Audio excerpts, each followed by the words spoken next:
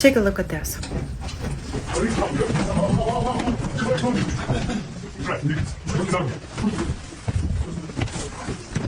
Фамилия, имя, отчество. Фамилия, имя, отчество. Быстрее. По какому факту задержаны, понимаете? This is what happened right now in Russia with innocent people. On December 10th, 11th, and 12th, the FSB conducted new raids on former members of ALLATRA in Russia. As we all know that in August 2023, ALLATRA was banned in Russia in the governmental level, and all ex-members of ALLATRA quit all activities in Russia because law is the law. But even though it didn't stop FSB, and they conduct such raids and prosecute people and torture. And in this video, I'm going to explain and tell the stories of the people who are right now witnessing such tortures and how in Russia they fabricated criminal cases against ex-participants of ALLATRA and breaking all the laws, everything, and using tortures as convincing people to sign testimonies. And on the video, what you've seen, it was just what captures by the camera.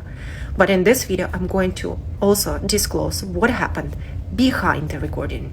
So initially, FSB break into the more than 10 houses, more than 10 homes of the people. What happened was one man, he was beaten so badly that they broke his nose, broke his rib, and gave him a concussion. Afterwards, they took him for questioning and kept him in that conditions with the broken rib, broken nose, and the concussion. They kept him for 48 hours of interrogation. Another case these days, there was another single mother with 3 children. And you know how they treat her? They told her straight, either you sign the protocol with the false testimony against yourself and other ex-members of ALLATRA, or your kids will go to an orphanage and you will go to a prison. After she read this testimony, she told them that I didn't say anything like that, what you mentioned in the protocol. To which they replied, you've got 3 kids. Think about that.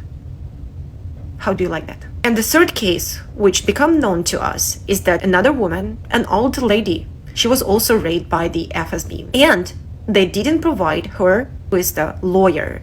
And meanwhile, when her husband with the lawyer was in front of the building, they didn't let them come in. Instead, they offered her some fake appointed their lawyer. And to intimidate her further, they walked her past a room where there was an electric shocker and a bag for suffocation, with saying, nobody cares about you. Just sign this protocol. Your husband didn't even show up for you, so nobody cares. Meanwhile, when they intentionally barred her husband and the lawyer from seeing her. Also, you know what they did to this old lady? They show her another ex-participant who was already beaten up, and she saw his conditions. So they basically took a man who was beating this guy to her room, sitting with her, and they told her, sign. That's how they made these cases, these criminal cases against ex-participants of ALLATRA. That's their way. And you know what's the most absurd, but actually it makes sense and we all understand why. You know what FSB asked these people? Do you go to Russian Orthodox Church? Are you baptized? Great questions the FSB is asking these days.